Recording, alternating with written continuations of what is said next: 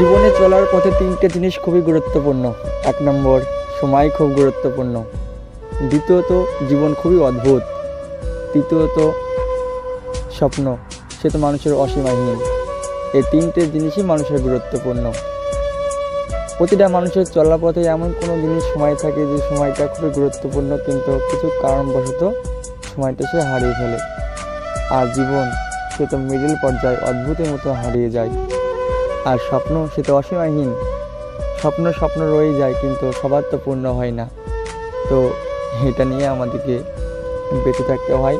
তবে তিনটে জিনিসই গুরুত্বপূর্ণ, কিন্তু তিনটে জিনিসই মানুষ সফলতা হতে পারে না। এক নম্বর, সময় কখনো কেউ কাজে লাগাতে পারে না। দ্বিতীয়ত, সারা জীবন কেউ বেঁচে থাকতে পারে না, অদ্ভুত কোনো সময় সে হারিয়ে যায়। তৃতীয়ত, সে তো হচ্ছে স্বপ্ন। স্বপ্ন মানুষের রয়ে যায়, কিন্তু সবার স্বপ্ন পূর্ণ হয় না।